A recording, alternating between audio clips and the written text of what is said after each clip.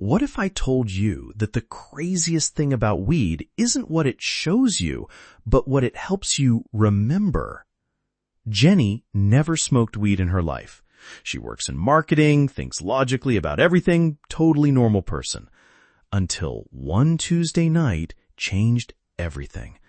3 puffs in, her hands started moving in ways she'd never learned, weaving invisible silk like she'd done it 1,000 times before. But here's the impossible part. She knew she was in ancient China, hundreds of years ago, not pretending, actually knowing it. Here's what's going to blow your mind. Jenny isn't the only one. Thousands of people all over the world are telling the exact same story. Perfect, real memories of lives they never lived. And the experts are desperately trying to ignore it. But what if they're wrong?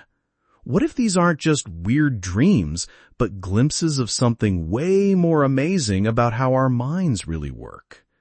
By the time we're done here, you're going to see Jenny's silk-weaving hands totally differently. Because the question isn't whose past life she saw.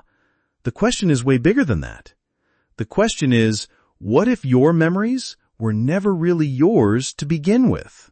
The awakening. Meet Jenny. She works in marketing, thinks logically about everything, and never smoked weed in her life. Until last Tuesday night, when curiosity got the better of her. 3 puffs in, something crazy happened. Her hands started moving in ways she'd never learned, weaving invisible silk like she'd done it 1,000 times before. But here's the weird part. She knew she was in ancient China, hundreds of years ago. She could smell the leaves, feel the sticky air, hear her boss yelling her name in Old Chinese. Sounds nuts, right? Jenny thought so too. Until she looked up what she remembered and found real history books with every single detail she saw, stuff she'd never read about or watched in any movie. Jenny isn't the only one. All over the world, people who smoke weed are telling the same kind of stories. Perfect memories of lives they never lived. Not fuzzy dreams or made-up stuff, but clear experiences with real facts that check out. A car mechanic from Detroit starts speaking perfect Latin after getting high, saying words from old books he's never seen. A college kid in Portland describes old-time surgery so perfectly that doctors can't believe it. This isn't just a few weird stories anymore. It's happening everywhere. And when something happens this much, there's got to be a reason. What do the experts say? It's just your imagination. Weed makes people think crazy things. But here's what they can't explain. Why are these crazy thoughts actually true? Why do people suddenly know things they never learned? Why does someone who's never left Ohio perfectly describe an old French town that scientists just discovered? We've been asking the wrong question. Instead of, are these real memories? We should be asking something way more mind-blowing. What if memories don't actually belong to just one person? Think about it. You already know weed can change how you see time and space. You know it can make you creative in ways you never were before, help you see connections you normally miss. But for some reason, we act like memories are different, like the past is somehow off limits when your mind expands. What if it never was? What if Jenny's silk-weaving hands were just the start of something much bigger about how our minds really work? Because here's what the doubters don't want you to think about. Maybe weed isn't making these experiences up. Maybe it's just taking down the walls that usually keep us trapped in our own tiny memory box. And if that's true, then everything you think you know about who you are is about to completely change. Ancient wisdom keepers. But Jenny's story's just beginning, because what she went through wasn't some weird new thing. It was old knowledge being found again. Picture this.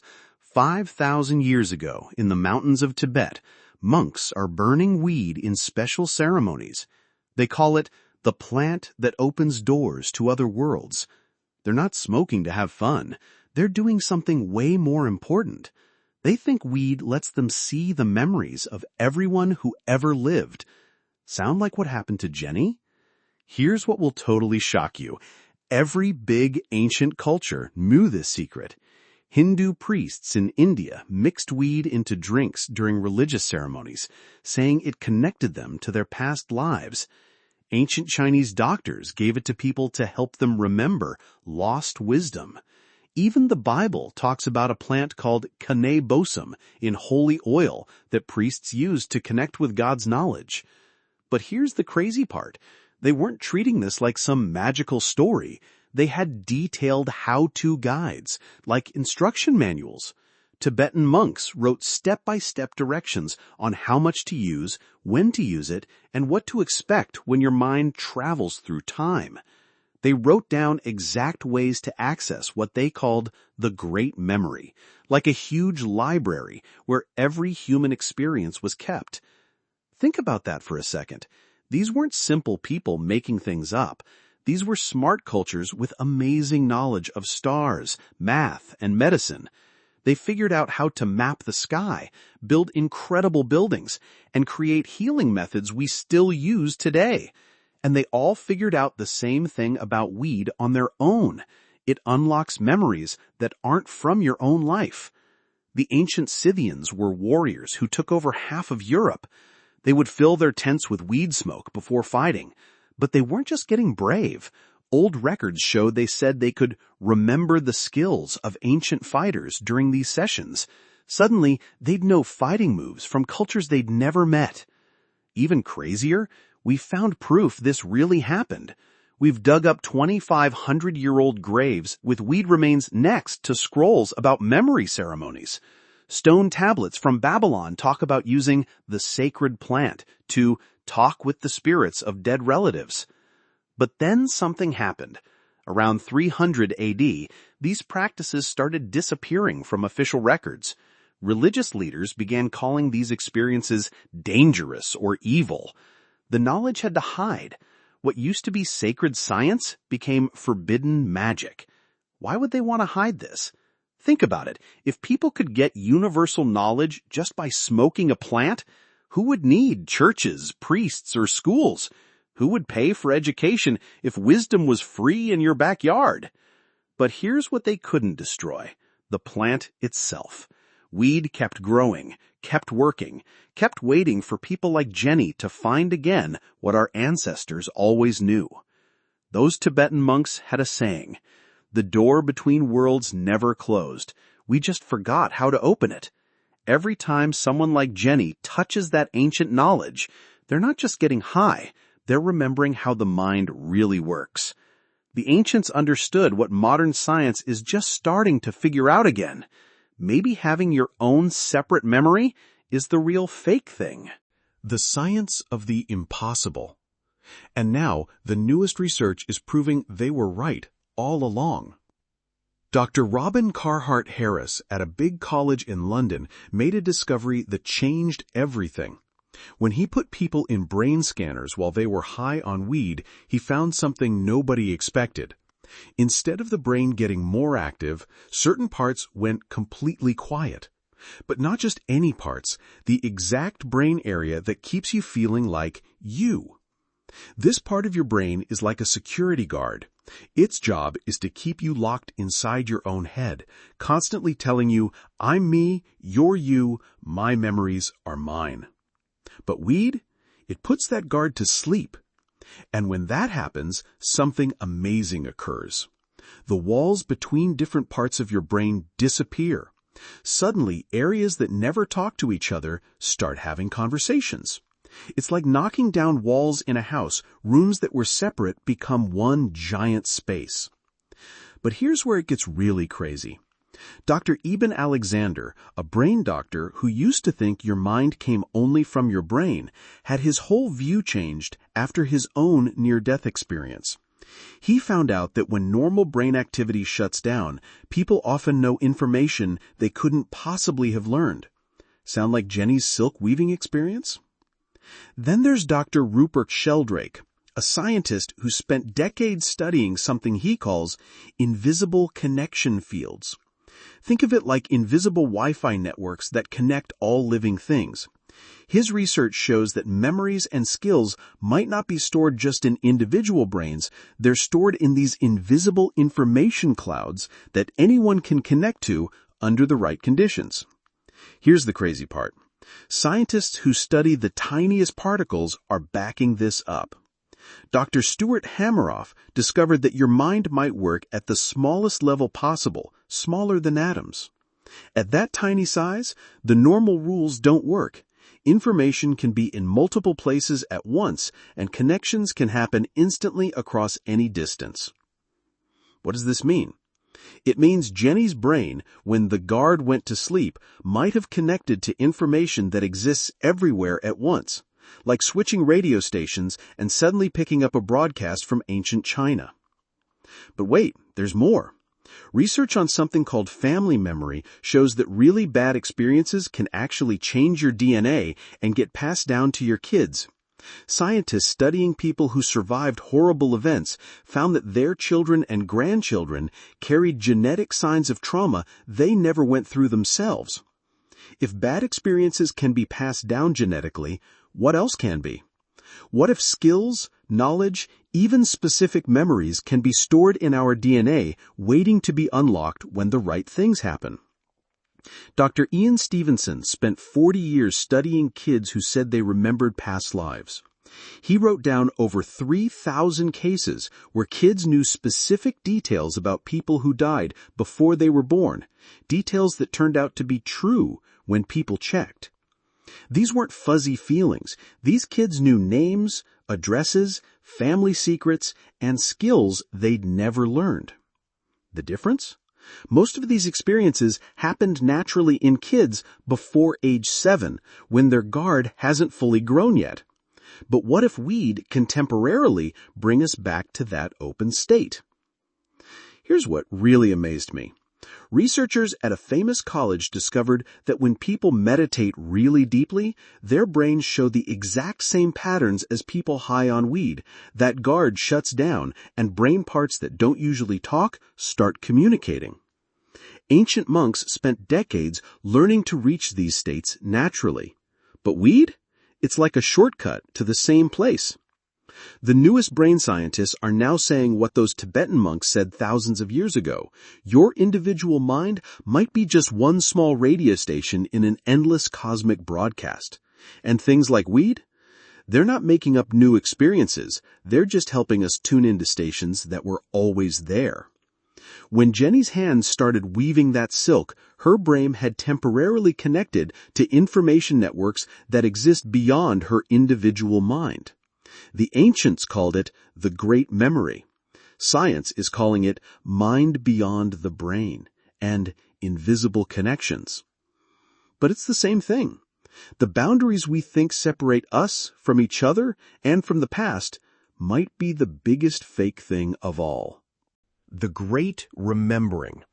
This isn't about believing in past lives. It's about changing what we think life means.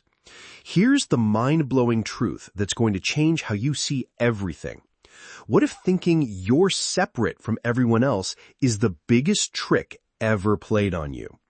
Think about this for a second. You wake up every morning believing you're completely separate from everyone else. You think your thoughts are yours, your memories belong only to you, and when you die, everything that was you disappears forever. But what if that whole story is completely wrong? What if your mind isn't something your brain makes, but something your brain connects to? Like a radio doesn't make music, it just picks up signals that already exist in the air around us. Dr. Amit Goswami, a scientist who studies the tiniest particles, spent his career proving something that sounds impossible. Your mind doesn't come from your brain comes from your mind. He showed that at the deepest level of everything, we're all connected in ways that destroy our normal ideas about being separate people. Here's where it gets really crazy. You know how when you're dreaming, you can be multiple people in the same dream? You can be yourself, but also know what another dream person is thinking and feeling. You don't question it in the dream. It feels totally normal to know multiple viewpoints at once. What if real life works the same way, but we've just forgotten how to access those other viewpoints? Carl Jung, one of the greatest mind experts who ever lived, discovered something he called the shared unconscious mind, a mental space where all human experiences are kept. He found that people from completely different cultures and time periods would have identical dreams, identical symbols, identical ideas. How is that possible unless there's some kind of shared mental library that we all connect to? But here's what Jung didn't know.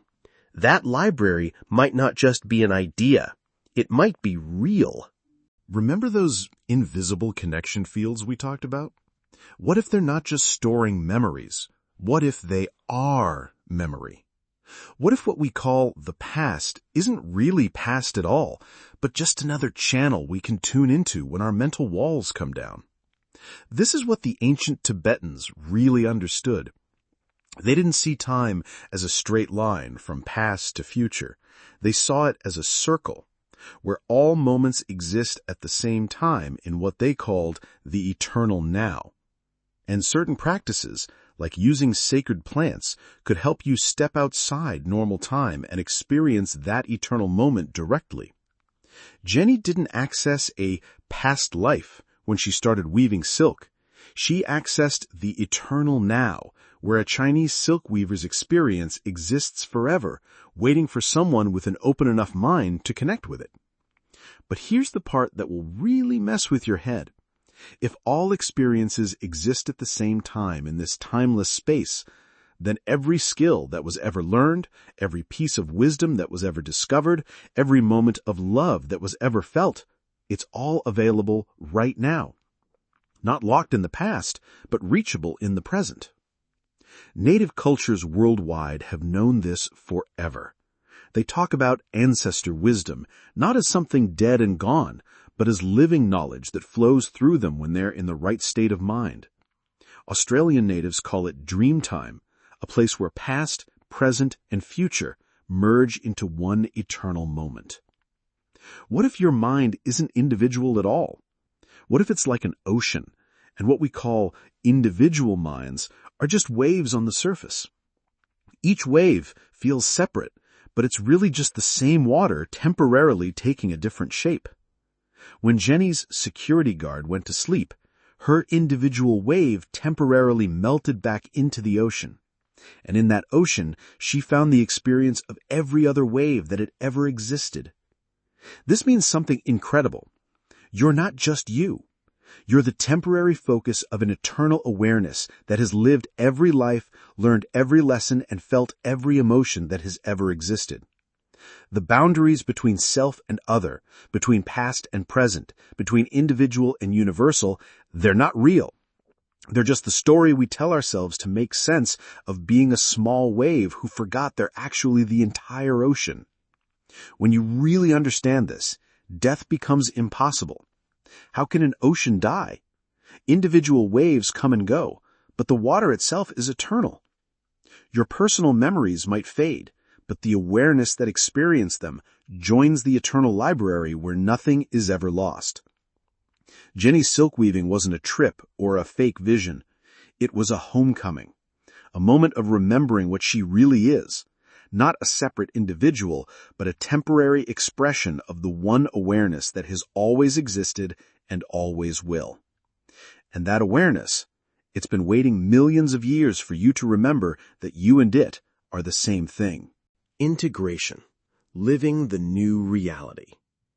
Coming back to Jenny, we now see her experience completely differently. She didn't accidentally stumble into some magical world that night. She temporarily remembered what she really is. And here's the thing, you can too. But with great power comes great responsibility. Let's be real for a minute. Just because you can potentially access universal knowledge doesn't mean you should jump in without any preparation. Think of it like this. You wouldn't jump into the ocean without learning to swim first. The ancient cultures we talked about, they didn't just randomly smoke weed and hope for the best. They spent years preparing their minds through meditation, fasting, and spiritual practices. They treated mind expansion like a sacred science, not a party trick. Here's what modern people get wrong. They think the experience itself is the goal. But accessing those universal memories is just the beginning. The real work starts afterward, using what you've learned in your everyday life. Jenny didn't just weave invisible silk and forget about it. She spent months researching what she experienced, learning about Chinese silk making, even taking actual weaving classes. She honored the knowledge by making it real in her current life. That's the difference between spiritual show-off and genuine growth. One is about collecting cool stories to tell at parties. The other is about becoming a better, wiser, more connected human being. So how do you approach this responsibly? First, understand that not every strange experience while high is a cosmic download. Sometimes your brain is just being creative. The key is good judgment, learning to tell the difference between imagination and genuine connection to universal knowledge. Real universal memories have certain signs. They feel more real than regular memories. They often contain information you can check and verify.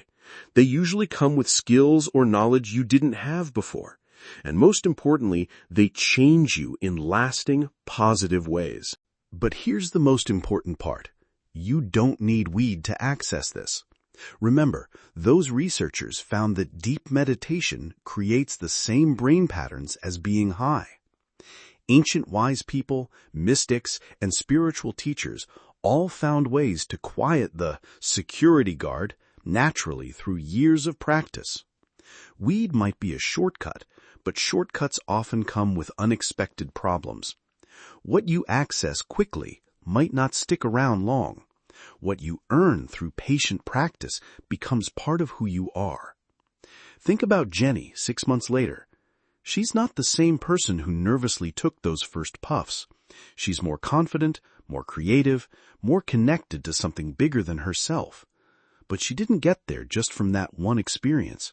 She got there by doing the work to understand and use what she learned. Here's your practical guide. If you do choose to explore mind expansion through any means, approach it like the sacred practice it is. Set clear goals. Create a safe, comfortable environment. Have a trusted friend present. And most importantly, give yourself time afterward to think about and use what you learn. Keep a journal. Write down everything you experience, even if it seems weird or impossible. Research what you remember. Learn new skills that connect to your visions. Talk to people who've had similar experiences. But remember, the goal isn't to escape your regular life. It's to bring the wisdom you discover back into your everyday world. Use those insights to become more caring, more creative, more present. Let them help you see the connections between all living things. Because here's the beautiful truth. Once you really understand that thinking you're separate is fake, everything changes. You stop feeling so alone. You start seeing other people as different expressions of the same universal awareness you are. Fighting becomes working together. Fear turns into love. Jenny's silk weaving wasn't just about accessing ancient memories. It was an invitation to remember her true nature and to live from that place of knowing in every moment. The door between worlds was never locked. We just forgot we had the key. And that key? It's not weed or any other substance. It's the simple understanding that the walls we think separate us are just thoughts we can choose to believe or not. So let me ask you again. What if I told you that the craziest thing about weed isn't what it shows you, but what it helps you remember? Now you know the answer. It's not showing you other people's memories. It's helping you remember that there never were other people to begin with. Ginny's hands weren't touching someone else's past. They were touching her own true self. The question hasn't changed, but you have, completely.